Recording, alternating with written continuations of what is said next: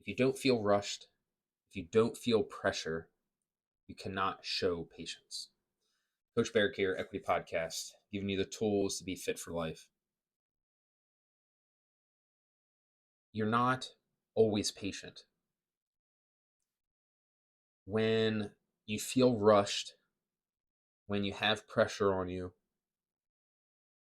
those are opportunities to show patience. If you don't feel that pressure or if you don't feel rushed, you don't have to be patient. So even though it might not be easy, you can still show patience when that opportunity arises.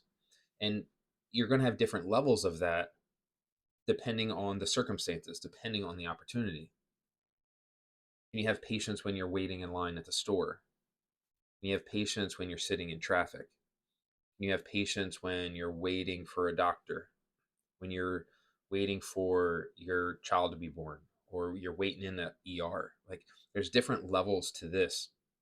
And you're not going to just magically have the patience of a monk or whatever. We need to build that up over time, right? You need to, all right, I want to be a more patient person. So it isn't just, oh, I'm always patient now. It's, hey, let me start with something small. When I'm driving to work, and something happens, I'm going to take that opportunity to be patient, right? And then you take that and you build it up to something a little bit bigger, and you start building all of this, um, all of this evidence of you being a patient person. But you don't have to jump to being the most patient person when something really, really happens. And you're not going to be perfect all the time, and that is okay. And this, we can take this to other parts, not just patience. I think that one's just very easy. You're going to the the store with your wife, and you just want to be out of there, but having patience to do something that you don't necessarily want to do is going to help build that relationship with your wife. Going to the hardware store, like super stereotypical. Going to the hardware store with your husband. Yeah, you might not like that, but you're spending time together. You're showing interest, like you're being patient. You're showing patience, and you can start building that up over time. But we can also take this into other areas. If you're not scared, you can't show bravery or courage. If you're not in a really hard situation where you have to have a hard conversation or do something, like you're just not always courageous. You need an opportunity to show that.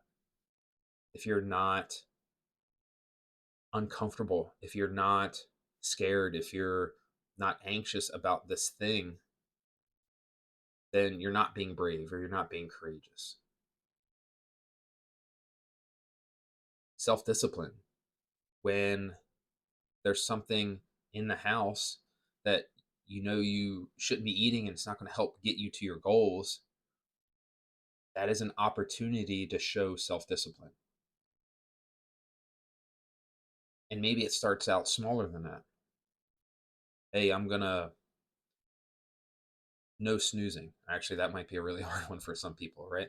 Start with something small and build that discipline over time. That's why when we start people at the gym, we don't just jump them into a full group class experience unless they have experience beforehand. They start with the on ramp, 2 days per week for the first 2 weeks, one on one with a coach.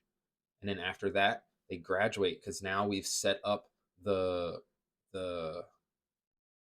we've built that up over time. We started with something small and we built it up to something a little bit more significant. In the gym, we want to be adaptable. You're not going to get your favorite pull up bar every time. Are you going to whine? Are you going to complain? Is it going to really affect why you're at the gym? Why are you at the gym? To be healthy, to be fit, to kick ass into your 90s?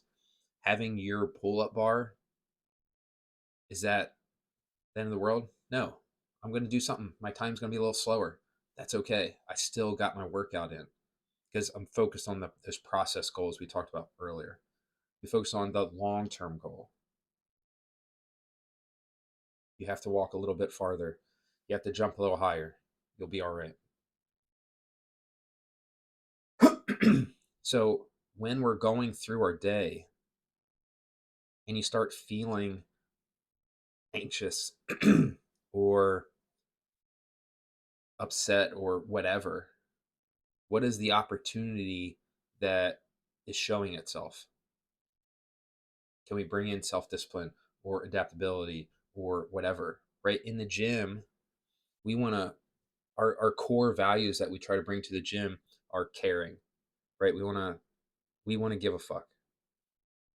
We want to have fun, make sure people are having a good time. We want to lead by example. We want to invest in ourselves. We want to seek knowledge and be open minded. And we want to be adaptable. And we want to find opportunities to do those things. Being a coach is not easy, but it gives us the opportunity to show what we value by doing a class. When I was sick and I couldn't come to the gym, I still did a version of the group class at home because I wanted to lead by example. I'm always the goofball at the gym because I want to make sure people are having fun. I want to make sure that it's lighthearted and we don't take ourselves too seriously. We're just working out, we're just exercising, we're just fitnessing. We want to make sure we're having fun doing it. On a personal level, I'm big into the stoicism stuff, right? So some things that I've really tried to find opportunities are self-discipline, um, wisdom, courage, and justice, right? And those things don't come up every day, and I'm not perfect on them every day, but I look for opportunities to do those things.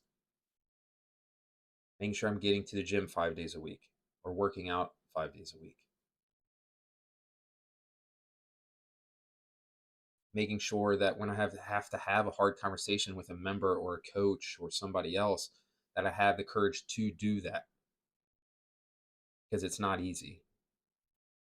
And then also when I see things in the gym that we want to reinforce to make sure to let people know, yes, that's what we want to do. And when we see the things that we don't want to do, to have that hard conversation. So where, so taken from this, where can we find those things? First of all, what's important to you? What are the things that you want to find opportunities to do? Right? If you don't know what you value, nothing is of value. So we need to know where to put that energy. Where can you find this? Where can you use this in your everyday life? How can you be adaptable or self discipline or family first? Where can you find those pieces in your life? And then start small, start doing the small things, build that evidence, show yourself, have so much evidence for yourself that there's no question that you are that thing. That's where self esteem is built. If you work your ass off, if you're in the gym 5 days a week for an entire year, like you're gonna get better. You're gonna have all that evidence of you putting the work in to do it. And that is where self confidence and self esteem come from. Give yourself so much evidence of that thing that you can't help but have that confidence and that self esteem. I'm not saying that's always easy. Sometimes we're in that gap. We need to get in that gain. If you think this might help somebody else, please share it with them. Um, we want to look for those opportunities. We want to make sure we understand what we value and that we are doing it. As always, I really, really appreciate you taking time out of your day, add a tool to your toolbox. If you have any questions, please let me know. If you like liking it, sharing it, commenting on it, really, really helps to let other people know um, what we're doing and sharing it to other people.